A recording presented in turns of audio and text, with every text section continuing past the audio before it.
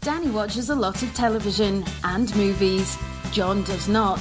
Listen in as she tells him about what she's watching, and he tries to make sense of it all. Welcome to Watching My Stories with Dhani and John. Hello, everyone. Hi, everybody. He says out of a yawn. Oh, man. Welcome to Watching My Stories. I'm Dhani. I'm John. And we have no intro. I've given up. We just talked about it and we can't figure one out, so... Sorry. Next week, maybe we'll take some actual time. I'm too busy watching stuff. I can't come up with everything else. Okay. I think that it falls on me because I don't watch much. That's right. Okay. It's up to you. We'll have an actual intro. It's on your shoulders. Greeting next time. An actual greeting. Yeah. Okay. Can it involve Droopy Dog? If you want it to, it could. I think that was the best one. Okay. All right. So, hello everyone. We've got. I've seen a lot of movies in the last week. Oh no. Hey, there's Roxy. I've seen a lot of movies in this last week. We're going to talk about one television. I am going to talk about the Oscars just a little bit. And then in our Actors Corner is Alan Alda, because he is getting the Lifetime Achievement Award tomorrow night at the SAG Awards. Mm-hmm. So, so that's what you're in for. We're going to start off with movies. And here we go. All right. What's number one? It's like we should have a little jingle there. Like, here come the movies. Here come the movies. You want me to jingle a little bit? Ding-a-ling-a-ling-a-ling. How's that? No, not what you had in mind. Not what I had in mind. Okay, I'll apologize early this week. Sorry, everybody. Yes.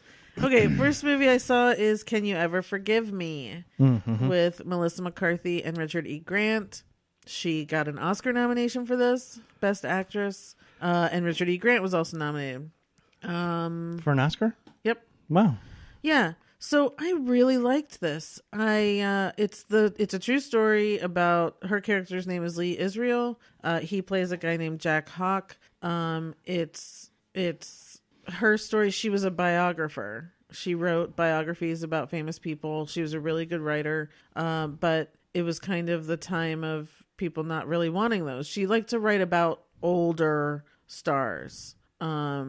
And at this point, like in the 80s, I think it was late 80s, early 90s, people just didn't want to, they weren't caring about the old timey stars, you know? So she wasn't writing anymore. She was having to do stupid jobs and got fired from that. And then realized by selling one of her actual letters that there was a market in famous people's letters. So she decided to start basically forging letters from Noel Coward and Dorothy Parker and all these people that she kind of knew a lot about because she had researched them previously or whatever. Okay. She went and bought a bunch of typewriters so that she had different typewriters for each one, using old paper, you know, all that sort of stuff. And so she would kind of type up these letters, and she made them because she's a good writer, she made them very interesting letters, not like, dear so-and-so, I appreciate your, you know, they were like giving out a lot of good information. They were interesting. Life. Yeah. Mm-hmm. So she started selling those for hundreds of dollars a piece, going around to a bunch of different stores in New York, and was making a lot of money. Wow. And she was a very, she was just someone who didn't like people. So when she kind of met up with Jack, he was this kind of other gay, kind of alcoholic guy down on his luck in New York as well. And so they kind of hit it off in this really kind of strange relationship between the two of them. She was also gay. And it's also a very sweet friendship, though, because you see that she doesn't take in people. Mm-hmm. And she doesn't care about like her appearance. She doesn't care about any of that sort of stuff. But through him, she tells him what she's doing, and he supports her.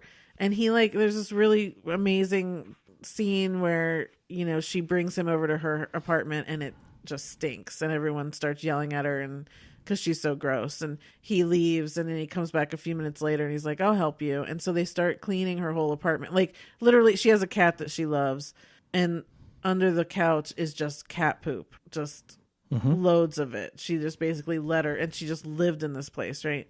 And he's cleaning it up. And it's just a very sweet scene because there are these two people who don't seem to really like people. They connected on some level that they needed from each other and liked each other. Mm-hmm. And it was a real thing, you know, and it was just a very sweet thing to see, and it makes good for this movie because she needs someone. You need to see her have someone else there. Unfortunately, he's also the one who kind of turns her in because he gets caught, because eventually she gets put on a list. The FBI is thinking that she's forging all these things, and so she has him start to go around and sell for her.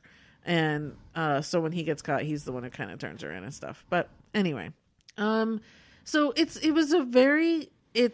a small little story, right? Like, that doesn't sound like a lot, but it really pulls you in. Mm-hmm. It really, again, these two do a great job of bringing you into the story and making you care about these people. Okay. And she's a smart character. She's smart. Like I said, she's well spoken, and so she ended up getting probation and house arrest and all this with the forgeries, and so then she ended up writing a book about it, and that's what she titled it, was "Can You Ever Forgive Me?" Oh, I gotcha. Yeah. Okay. And it's a female director, Mariel Heller. And I think, again, you know, we enjoy seeing a lot of these female directors this year. Of course, none of them got nominated, but we'll get to that. But they the way they can tell a story, and again, this is a female story, and so I do think that there are definite times when females can only tell female stories. You know, it just makes sense that way. Well, they certainly tell them better. Well, because I think if a man had directed this type of character, she would have been really unlikable. Probably. And the point is, she's not unlikable. She's a person and who has flaws and doesn't seem to, and she admits she doesn't like people, but it's like, that doesn't make you unlikable just because of that, you know? No, I totally get it. Yeah. So I don't like many people either. I know. Yeah, I know. And but it doesn't mean you're not unlikable. Or you are unlikable. So anyway, I just really liked it. I'm giving it 4 stars because to me it was just a really well told story. Okay. And I really and it's you know, to go back to a time where you know, there was an internet, and so you couldn't just search, and people actually had to authenticate these things, and it just makes life a lot easier to commit crimes back then.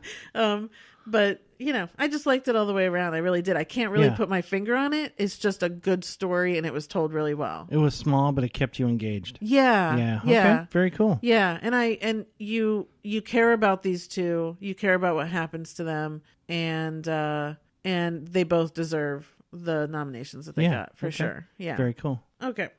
Next one I saw is Bumblebee. So, I feel like I need to tell just my history of the whole Transformers thing, the movies, because 30 seconds or less. Okay, loved Transformers as a kid. Had Transformers. Loved the cartoons. The movies came out. The first one was Shia LaBeouf. Loved it. I mean, I got chills in the movie theater. It was done perfectly. Great story. Made me feel like a kid again. Brought back all the good stuff of Transformers. That was it. That's where it should have ended. It should have just been that one, and they should have left it alone. You know that's not how things go. Second one, bad. Third one, bad. Fourth one, bad. Fifth one, bad. Sixth one, bad. Like most of I don't think I ever watched the last one. The others, I turned off probably pretty darn early because the ones with Mark Wahlberg never made it through. See? I just you know, anyway, so, but this one was about Bumblebee, right? Everyone loves Bumblebee, and it's set in the 80s, and it was a prequel to the others. So I thought, well, I'm going to give it a try and see what I think. I felt like the story was okay. Again, you don't expect a lot of the story in this, but what I really liked was the things that really had nothing to do with any of that. Like, the music was fantastic. I mean, they played Runaway, Bon Jovi's Runaway, like in the first 10 minutes, because it's also in the 80s. The soundtrack is amazing. Okay. The 80s stuff was also a lot of fun. Just everything all the references and stuff that they were doing. Bumblebee and his interaction with Haley Stanfield is the girl in it, and she's great, of course, and that was also sweet. Here's where I just get weird is I don't like to see Bumblebee in peril. Like the scene from the very first one when the helicopters come and they capture him. I can't watch that scene. It's really weird. It's a lot like a dog. You did tear up when that happened. I remember that. Yeah, I just can't watch that scene. So watching this and he's the one, and it was just very hard. I don't know why I have such a CGI connection. machine and you started to cry. I know. Well, that's good filmmaking if it made you feel that. Well, yeah. I mean, Right. So look, it was entertaining. It's not the first Transformers movie. It didn't evoke those sorts of feelings out of me, but it was entertaining enough. Okay. It wasn't as bad as all the others that followed the Transformers. That's some kind of endorsement. Yeah. Yeah. So Yeah. it ended weird to me. Like to me, it didn't. I know they want to keep it open to probably do more or something, but so I don't know. There's not really a lot of thought in this. I'm only giving it 2.5 because it's something I'm probably not going to watch again. Okay. But it was fine, and for those people who really like those things, I'm sure they'll be fine. There also wasn't a crazy ton of action in it. That which may is have weird. That may have helped. I know that the buzz when this one, no pun intended, when this one first,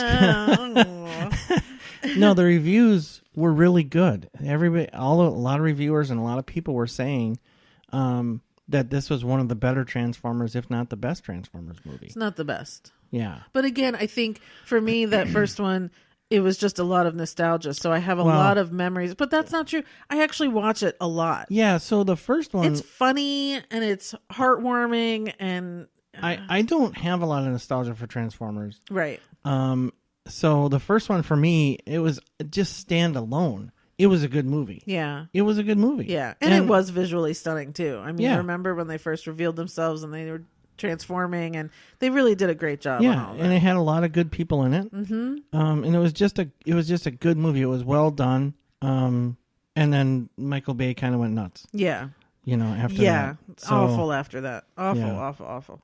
Okay, so that was Bumblebee. Next one, I finally saw Blackkklansman. So this was nominated for 6 Oscars this year, getting Spike Lee his first directing nomination ever, which is so mind-blowing. That's very late in coming. Yeah, but I don't know what I was anticipating. I was kind of thinking, well, everyone said it's good, I'll probably like it, that sort of thing. Mm-hmm. I didn't really think I would be so into it. And again, it's not a good into it. I mean, look, the beginning, he knows how to evoke a lot of emotions, right? And so, most of the emotions you feel during this whole thing is just anger, when these Klansmen have to speak, which you wish they wouldn't. Yeah.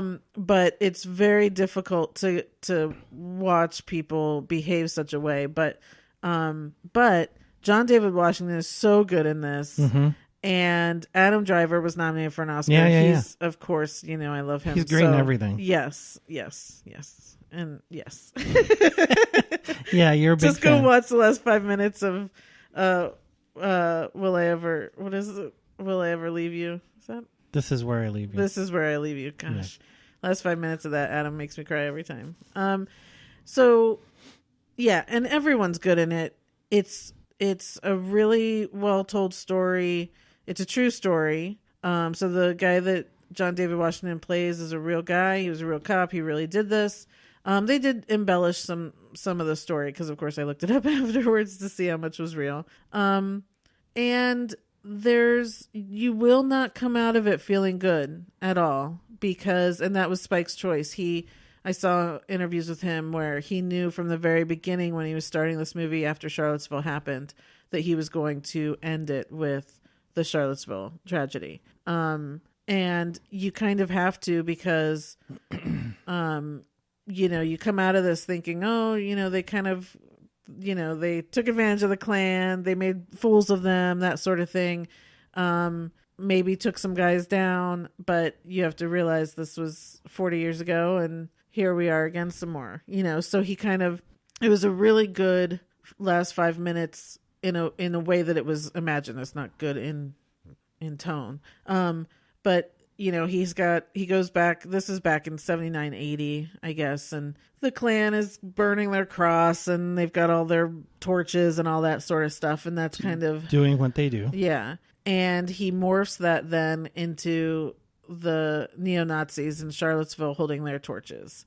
So then we're in Charlottesville. And actually, I didn't know that David Duke was actually there. But he shows he goes back and forth between Trump talking about Charlottesville and how there were good people on both sides to David Duke saying our president supports us and, we're going to make this country great again. So he goes back and forth between those.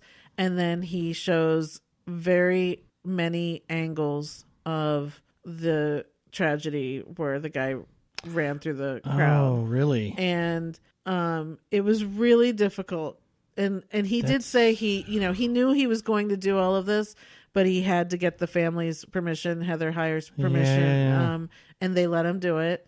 And I had my hands on my mouth and got very nauseated. And that's kind of the point of it, is that it's 40 years since, you watch this movie and you go back 40 years and you think, well, that was then, but you got to remember we're still stuck in this idiocy. Yeah. And it's still there. And that's kind of what Spike does is this sounds like probably the most extreme example, but he kind of sometimes rubs your face in it and says, hey, awful stuff is happening and this might be uncomfortable to see, but you need to see it. Well, you need to be aware of what people are going through and what's happened and the reality of the situation, which right now is crap. And because the president's overlaying it, he is reminding everyone that the leader of the country it comes from the endorses top. This. In this instance, it's coming from the top. Because during the movie, there's a lot of references to Trump and in a way that, he's just kind of needling it in there. Where someone's like, David Duke's whole mission was to get their people into government, and so the cops at one point are just like, oh, the American people will never vote someone like that into the president's office or whatever, and you're thinking it happened, and so there's a lot of things like that, little references to today that 40 years ago, would seem crazy. So when he finishes it off with those references and these things that we just lived through almost 2 years ago, it's, you get it, that it's still happening and we're still here and we have a lot of work to do still. I'm now very sad. I'm sorry. Yeah, this was a downer. I'm sorry. It's okay. It's important. But it really is. And it is important. something that everyone should go see because the movie is quite entertaining. The movie is very entertaining, tells a great story. There's laughs and there's a lot of truth to the story. And a lot of importance to it. There's a lot of, on both sides. They're talking about cops shooting black people all the time, like things that still exist today that we're still trying to fight. Yeah. So it's really, but it's done in a way, it's very well shot. Of course, he's great at that. And it's very well acted and it is an entertaining story, whether or not how heavy it is. It's not something that you feel like you have to get through. Once you start watching, like I said, once I started watching, I was so in, and the ending's hard. You had to have been drained at the end. Yeah. I did not feel well, but that's okay. That's a lot of heavy stuff, man. Because I only have like 4 movies that I've ever physically felt sick during, and that's okay because whenever I think of those, I know there was something that really affected me. It's generally because of a powerful message. Right. So, well, and look, I don't want to get overly political here, and we're not a political show, but we are, very comfortable in California. We're liberal. Just a reminder, get out and vote. Next time, get out and vote. I think we've got like 618 days or something to the election. Which sounds like a lot, but it's going to fly by. And get out and vote. We prefer you vote Democratic, whoever the nominee is, but just get out and vote because only the people can change this. Right. Trump has been in power now. In power, make him sound like a king. Has been president for over 2 years now. and there were a lot of people who said he's not going to make his first year. He's going to get thrown out or resign or whatever. He's still there. And, it's still a problem. So just get out and vote. That's it. Sorry. Okay. Yeah, sorry about So Blackkklansman, I'm giving it 4 stars. Really good. Definitely worth seeing. Check it out. that. Okay. Next movie I saw is Widows. Woohoo! Happier note. No. No. Damn it. Yeah, so Okay. Viola Davis, Liam Neeson, Colin Farrell was in it. Michelle Rodriguez. Yeah. So, and Steve McQueen directed this, and Gillian Flynn wrote the screenplay. So I really expected a lot out of it, and I think I got less than what I expected. Yeah. Oh boy. Hard to find the words. I feel like it also might be, and I don't really want to think this all the time, but it felt like, this is very female driven. So the guys, Liam Neeson and his crew, they're thieves or whatever, and they die in the very beginning.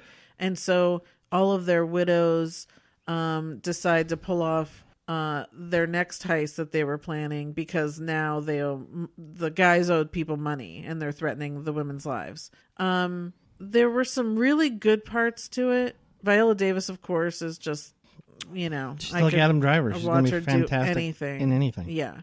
But there was also some things that I felt like I wasn't connecting enough to them. And again, maybe that's the whole like male trying to tell their story. I don't know. Maybe I just wasn't connecting to them, but it felt like I didn't fully understand why they were doing everything they were doing. There is a big twist to it, and even the twist wasn't fully explained, and then I kind of thought maybe that's okay, because it wasn't about, there's a twist having to do with Liam Neeson, and then I was like, well, that's okay, because maybe I don't need to know what his deal was, because I'm focusing on them. It's widows, it's about the women, so maybe you don't need to explain to me what his deal was and why that whole thing happened, because let's just focus on them. But it still felt a little disjointed to me. I don't know what that was. So, to me, I feel like this is one that if it's on a movie channel and, you're scrolling around, like, definitely check it out, because it's really good performances and it's worth it. But I wouldn't go out of my way to see it, which was really disappointing, because I really wanted to go out of my way to see it. I really was excited for the cast and for everything. But I'm giving it 3 stars. Okay. So I'll probably watch it again to maybe see if there was something I missed. Well, you could be like me sometimes, and just the second time you see it, you like it a lot more. Right. Which happens. It does happen. Yeah. So that's that. So those are all the movies I saw. So just one quick question. Yeah. Was Viola Davis Liam Neeson's widow? Yes. Okay. Yeah. That would be a power couple. Yeah. Definitely. So I just wanted to talk about the Oscar nominations, just the Best Picture category, really. You're not going to talk about directors? I wasn't going to. Okay. That might be safe. Well, here's the thing, everyone. I've been having a really tough time this award season, and I don't know why. I'm not happy with the people that have been winning mostly. Yeah, I think we know why. I don't know why. I think we do. There are some movies that have become darlings of the critics. Yeah, that you just didn't see or didn't like. It's really strange. I've never really felt this way ever before in my life, that I've been so kind of disconnected from the awards. So Best Picture nominations, we have 8. I don't know why they just don't do the 10. It's so stupid to me, but whatever. So the 8 nominations are Black Panther, Blackkklansman, Bohemian Rhapsody, The Favorite, Green Book, Roma, A Star is Born, and Vice. The only 2 I haven't seen so far are Green Book and Roma. And I'm going to see Green Book, and I probably, before the Oscars, will watch Roma on Netflix. Okay. I feel like protesting it a bit, only because it's got the most nominations and it's winning everything, and sometimes that turns me off to a project if I haven't seen it before all of that. I don't know why. It just sometimes it does. I'm really proud of the woman, the lead in Roma that got nominated. Really proud of her and very excited for her. But anyway, so out of these 8, if I had to pick a personal favorite, I honestly think it would be Black Panther. And here's the thing too. I've never been one of those complainers saying, oh, the Oscars only recognizes the small movies and why don't they recognize, the big budget movies and blah, blah, blah. I've never been one of those people because every year I can appreciate the small movies. I can appreciate the ones that are nominated. I usually love them a lot. I also love the big movies. But for some reason this year, I'm not liking these other ones so much, and it's not that I'm not liking them. If I had to pick an Oscar movie out of these, Black Panther checks every box that I usually have for a Best Picture winner. And the others don't have all of the boxes. And here's the other thing. Remember when it used to be like a given that if the picture was nominated, the director was nominated? And here we've got, Ryan Coogler's not nominated.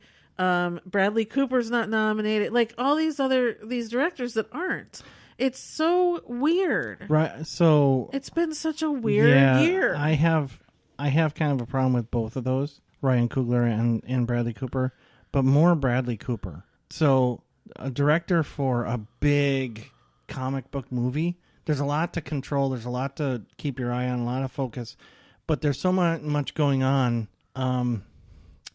To a certain extent, it's a little bit autonomous in that stuff just, through the flow of a natural story in a comic book, it's going to happen, right? You still have to get the performances, when an individual's on screen and that sort of thing, you still have to get that right moment, right? I think A Star is Born was a harder movie for a director than Black Panther to direct, I think. I don't agree with that. You don't? No. You think Black Panther was harder? I think the bigger the movie, the harder it is. Yeah, see, I don't. I think a director on a comic book has such a big team and it's such a group effort that the director makes a difference, but not as big a difference as on a very specific real life type story like A Star is Born. Okay, well, anyway, we're not really talking about directors, so... Okay, fine, whatever. No, I mean, you can keep talking. I'm just saying... I'm done. I've said my piece. Okay. I think that's part... I'm just confirming what you're saying. Okay. I feel like there were a lot of things left out, and even in the acting, I am surprised that Crazy Rich Asians wasn't nominated for Best Picture, because, again, I feel like that's a flawless... story and look and aesthetic and everything about it. I am surprised that wasn't at least given a nomination. As far as I know we aren't talking about the others, but that A Quiet Place is left out, and I know I'm biased because everyone knows that was my favorite movie last year. That was an amazing story to tell without a lot of, like you say, a lot of the big stuff or whatever. There's no speaking and no talking. And I can take all the Best Actress nominations. Lady Gaga, Glenn Close, Olivia Colman, I don't even remember who else is in there. And no one did what Emily Blunt did in that movie. That's very true. And it comes back to what I was saying last week with James McAvoy in Glass and in Split and stuff. Emily Blunt, because that was considered a genre film, it gets left out, and it does make me very angry. It's weird that I'm talking about all these big movies. I am not one of those that's like, oh, the big movies get left out, but it feels like this year the small movies just aren't as overpowering as I usually feel they are. Yeah. So, well. We don't have a Moonlight this year. We don't have A Shape of Water this year. We don't have, you know what I mean? Like, we don't have those amazing original, these are BlackkKklansman, Bohemian Rhapsody, The Favorite, Green Book, Roma, and Vice are all biopics. Yeah. Yeah. And we talked about this a few weeks ago too. And it's not that doesn't mean they aren't good, but when you're looking for that original story. Here's the thing. It's not, to me, it's hard to do a biopic well. Yes. But it's not hard to do a biopic because it's history in some form, right? Well, you have to figure out which parts of the history you want to tell, right? Which scenes you want to do, right? Which pieces you want to recreate. But it's been done for you. You don't have to write the story. Well, you have to do the screenplay. You can still screw it up. Just like my thoughts on Bohemian Rhapsody, they didn't really tell me anything. Well, so it's like you can still screw one up compared to other things, and even The Favorite, in my opinion, the real story is much better than what they decided to tell us. I happen to disagree with you on Bohemian Rhapsody to an extent. Yeah, I know. I liked it, I think, better than you did. Yeah. And I didn't have a problem with what they chose versus did left out. Yeah. That you did. But I certainly understand your point. Right. But to me, a biopic is just easier to do because you don't have to create it. It's been created. Right. Well, when you're missing the... I think we're all craving, and I do think this has to do with the popularity of the comic book movies, is because there is some originality in that. Even though it's based off of a comic book, you can make up a universe and a thing and a power and blah, blah, blah. I think we're craving some originality still. And this year for me feels like we didn't get it. And I'm having a problem with who they're choosing to still give it to. It's just weird. Well, I'm in agreement with you. I actually am. The challenge for a comic book movie is you get a comic book and it has 4 or 6 illustrated cells on a page, right? Right. Telling a comic book movie is what's happening between those cells. Right. Right. And that's where the creativity comes. A biopic, depending on how authentic you want to be, is watching a bunch of documentaries and reading up on them.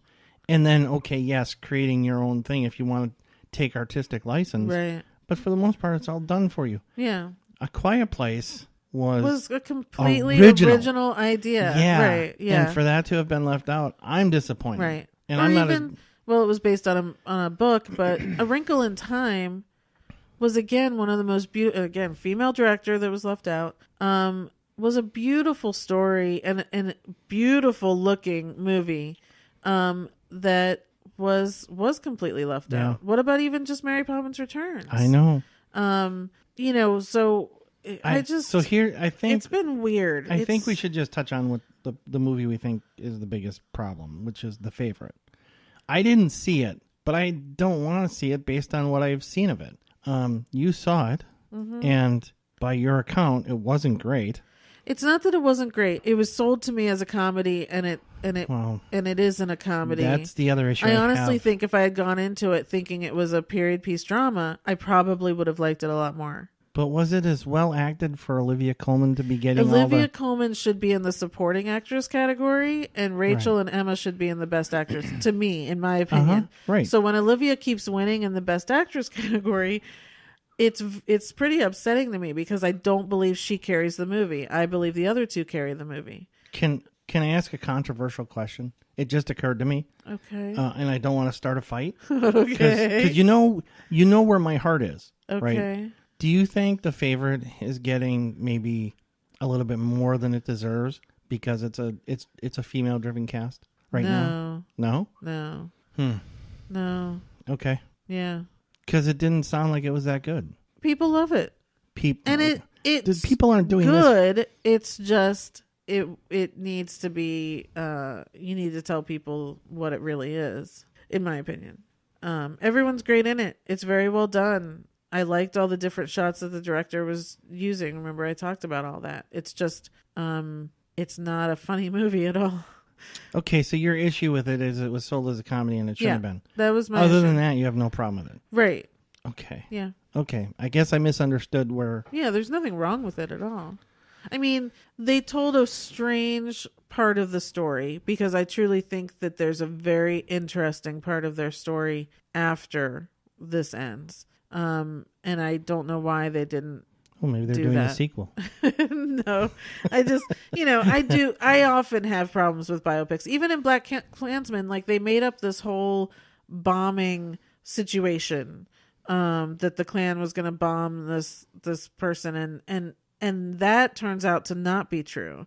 The real story was that, the clan that he happened to infiltrate, most of their members were high-ranking military members, like people who had the nuclear codes and stuff. Mm-hmm. That's very dramatic to me. Like that to me is very scary, and I feel like that should be the story told. But I understand we're like, oh, explosions, let's do that. So it's like I always go and I find that thing when I go and research the true story, and I'm like, why didn't they tell me that? I think that would have been fascinating. So I also have, you got to take my input. Maybe they changed. Maybe they changed the screenplay when the day that Michael Bay visited the set. Yeah. Anyway, I don't want to keep talking about it. I just want, the Oscars are gonna be coming up. Things are gonna be happening. I'm not even excited about it. And so, first off, there's no host this year, right? Which is weird. Not yet, but it wouldn't surprise me if. No, there's no host this year. Wow. They've put their foot down on that. I've been rejected again, They Peggy. have the Academy is. There's no host.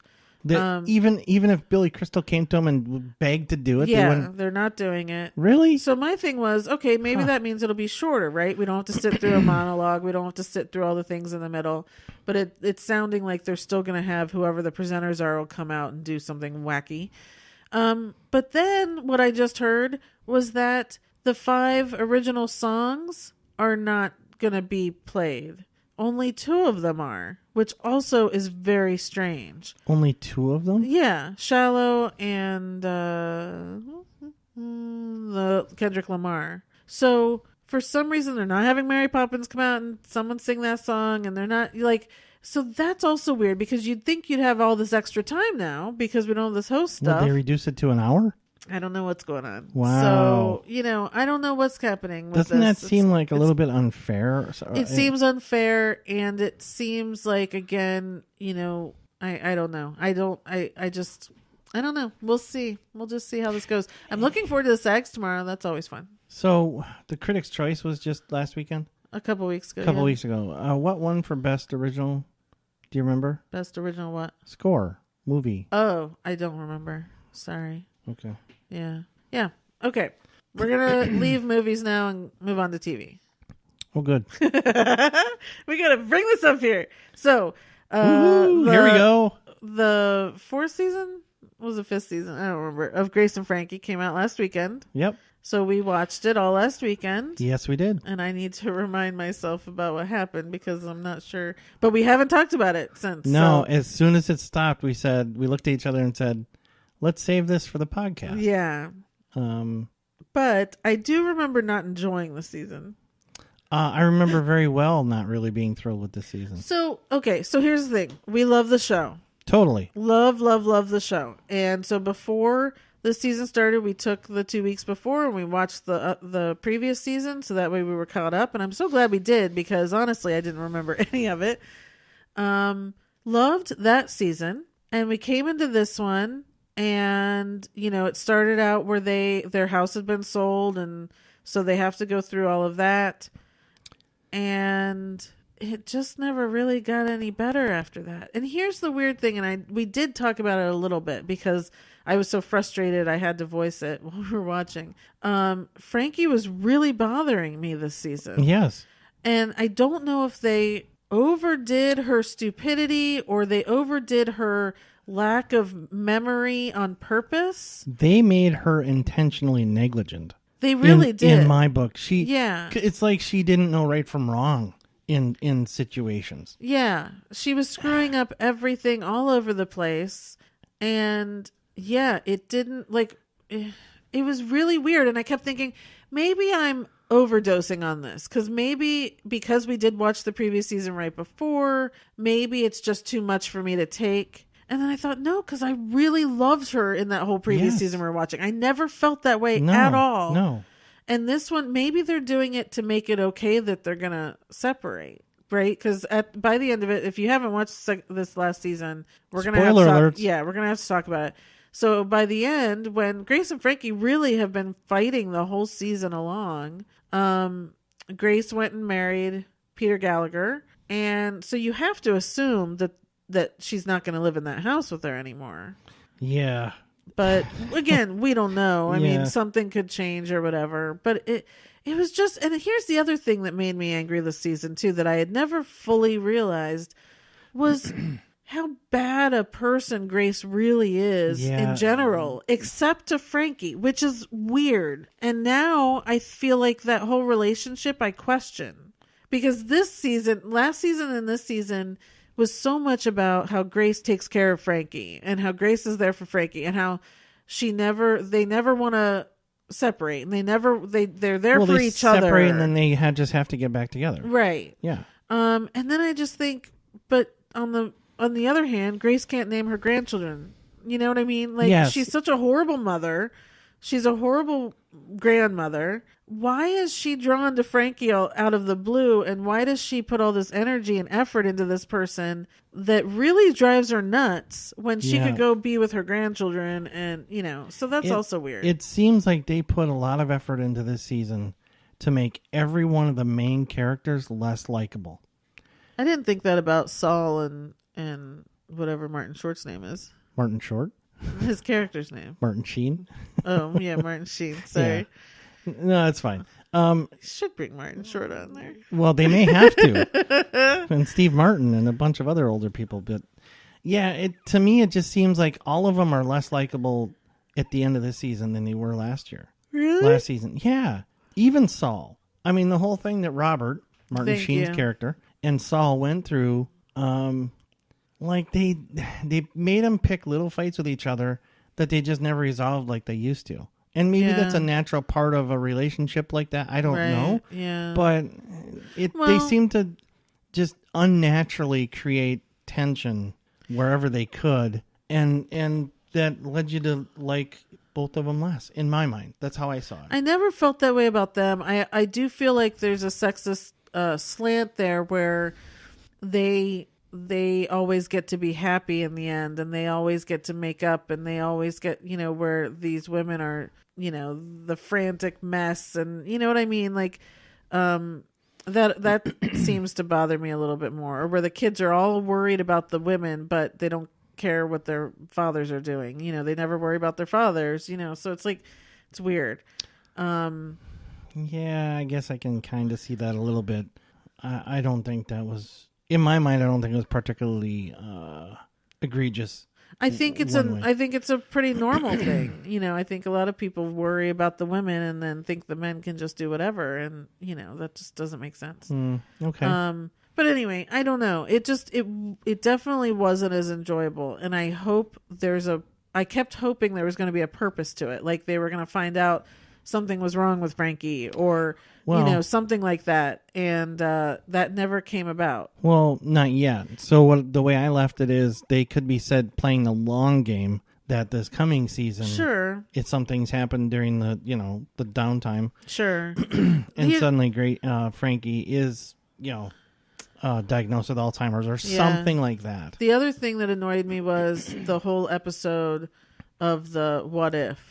Oh, the last episode? If they hadn't lived together after, their divorces. It was such a waste of of an episode. Yeah. That made me so mad. That was easily the worst episode they've ever done. Yeah. I really did. And that's how we had to end it. Yeah. I'm so pissed off.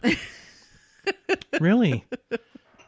Yeah, so, they've been renewed for another season, and I'm glad for that because I want more of this. I really love the story, but if it remains in the same tone of this last season, it's not going to be enjoyable. I mean, think about it. They made Grace out to really dislike her children. That's just insane to me. But that's been the case from the beginning. Not dislike. She was disinterested a lot and wasn't engaged a lot. But they made her actually disliking her children. Well, she really took them down, when she went back to work. Yeah. And but that's to me, it wasn't anything about her disliking them. She's just never really cared about them. And that whole thing was it's all about her, and she doesn't care who she takes down along the way. Except as long as it's not Frankie, which again is just a weird. Yeah, it's a weird thing that in real life I don't think could happen, but I don't know. We'll see. Yeah. I mean, I enjoy the show, and I'm still looking forward to the next season. I just think this was a sufferable season. Yeah. And I feel like, again, we always have to go a year in between.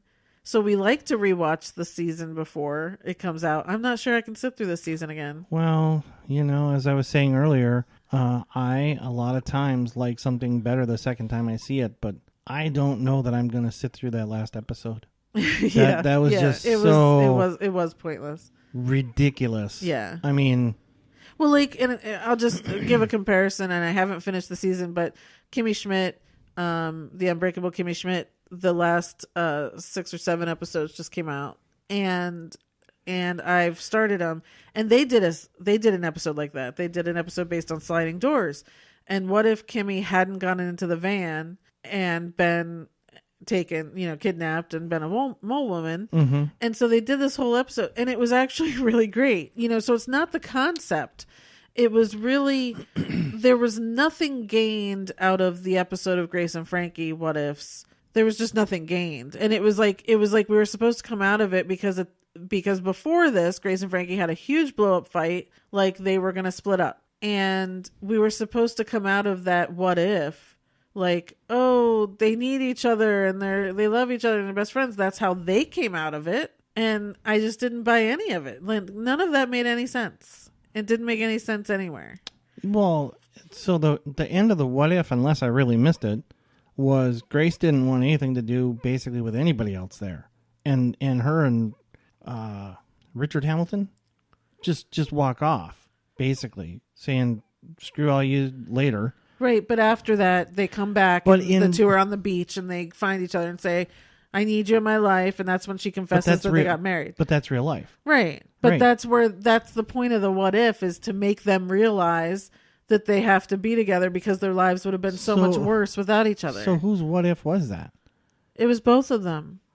The whole, it just didn't make sense to me what was happening. It's not like it was a daydream of one of them and then they chased after the other. It was, so that was a combined what if, like they were both part of the same pipe dream. Yeah. That doesn't make any sense to me. Okay. It doesn't, and it's okay. Yeah, it is okay. I don't want to talk about it anymore. Yeah. Honestly, if it hadn't been for Peter Gallagher, this whole last season would have been a loss for me. Oh, see, I still like Robert and Saul. And I do too, but they just did. And I love the kids. I love all the kids and their stories. All right. So, I guess. Okay. Anyway, that's it for TV this week. Next week I will talk about Kimmy Schmidt when I'm finished, and I'm so sad it's ending.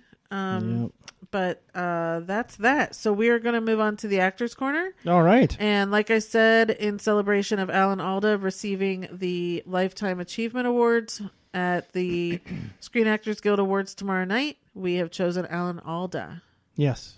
Yep. So go for it, movies or TV or whatever that you love. Yeah. So Alan Alda is one of my all-time favorites. Yeah.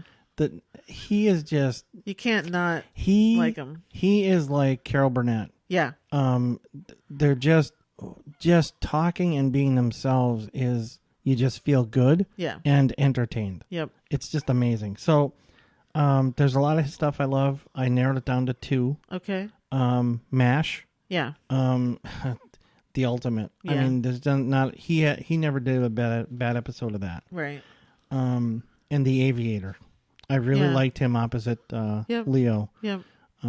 He was a bad guy in that. And it was one of those first times I felt like we saw him as a bad guy, and it was like, oh. Here's the thing. He's been, so in looking back at his body of work to do this, he's been a bad guy more than I remembered, right? But even when he's a bad guy, you never really think of him as a bad guy, right? Exactly. He's like one of the best guys, right. Good guys. Yeah. But even when he's a bad guy, he does it really, really well. Right. Right. Yeah. And to me, that's the actor part of him. Yeah. Is just, anybody can be a Dirk. Guess what that's a combination of. But it takes really good skill to do it well for that story. Yeah. Yeah. I listened to his biography on audio tape, and does he narrate it? Yeah. Oh, I gotta do that. Yeah, it's a great story. Again, just love him all the way around, and You know what? his book his biography It's so worth it. It's a great story. What? Yeah, and this just occurred to me. One of the best things about him is his delivery. Yeah. His voice. inflection and how he speaks. Yep. And that, so I'm changing one of my answers down the road here. Okay. So I have 2 for movies I love, and these are actually 2 of my top favorite movies of all time. I know what one of them's going to be. So the first one is The Four Seasons. Mm-hmm. He actually wrote and directed this movie. Mm-hmm. And you speak of Carol Burnett. Carol Burnett plays his wife in this movie. Yeah. So it came out in 1981. I don't know why it's one of my favorite. It just is. I've watched it all my life. I just absolutely love it. Yep. And then the other is Same Time Next Year. Yep. Knew that was coming. It came out in 1978. That was based on a play about this couple who cheats on their spouses for 40 years, and they come every year. They come to this cabin and they have their affair, and it sounds horrible, but it's a really beautiful, beautiful story, and I love him in it, and he's I love both of those movies so much. Who is the woman in that? Sorry to put you on the spot. I can see her, but I can't think of who it is. Hair. Oh my gosh! Now I have to look it up. Sorry. I'm completely blanking on. I should never just ask you a question like that on the fly. I should always give you a heads up. It's okay. I should know it, and I usually would have it right off the top of my head. Right. Okay. Same Time Next. Ellen Burstyn. Gosh. That's it. Yeah. That's it. It was like the hair. She's got the white. Yeah. Front. Anyway. Okay. So movies you like?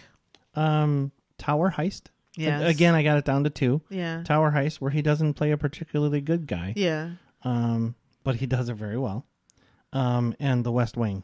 Yeah. I just seeing him on The West Wing. I really wish he had gotten into politics, right? Yeah. Because he plays a senator way better than most senators are senators. Yeah. Yeah.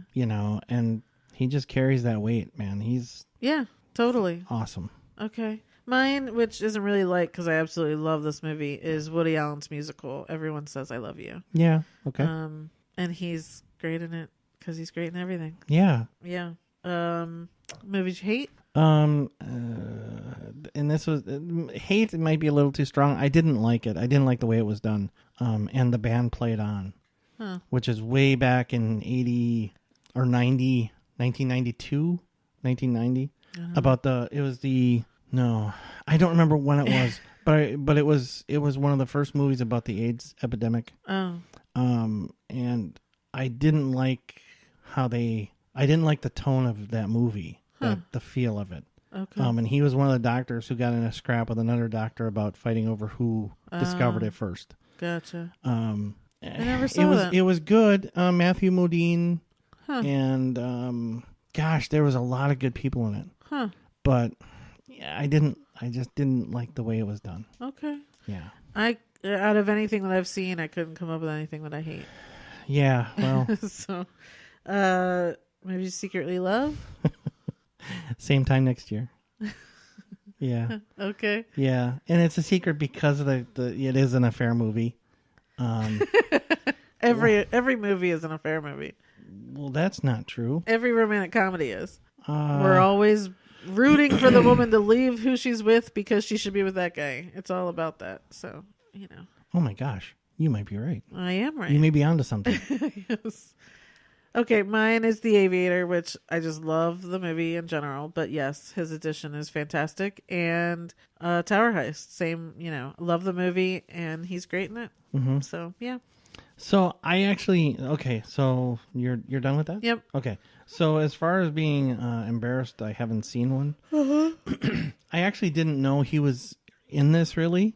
The Bridge of Spies. I chose the same one. Okay. Because I don't know if he's a big part of it. Yeah. But it is one of those movies that I keep saying, I need to see it, I need to see it. I need to see it, I need to see it. And every time I go to look for an actor to see what they've done, there's The Bridge of Spies. And it's like, oh my God, he's in that too, at least a little bit. Right. So, I mean, come on. How many more people do we have to find out are in that before we actually say, okay, we're going to watch it? Right. So, yeah. Yeah.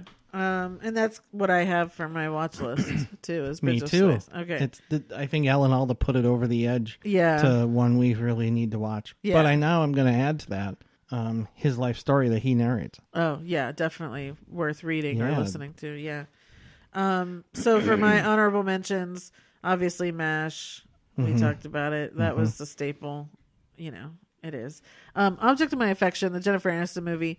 His role in that, there's a scene of his that cracks me up every single time. They're in her apartment and he's overheating, and he calls Allison Janney's his wife, and he calls her the wrong name, his former wife's name, and he's like, it's a funny scene. It feels like it's kind of a Woody Allen-esque scene of everyone's talking over each other and all that, but he's it brings me joy every time I see it because he's of course wonderful in it. I also had West Wing. I also had The Big C, which was the Laura Linney show. Yeah. Look, when he shows up in anything, it elevates it, and he was the doctor in that. And again, it was just good. It was a good addition to an already great show. Sure. And I always have to talk about Betsy's Wedding too, because that's another one that he wrote and directed. Him and Molly Ringwald, and it's one of those that again was a classic back then, and I haven't seen it in a while. As I was going through it, I was like, I really need to see that again, because I do remember enjoying it, but I don't remember why. But I think because of him writing these things,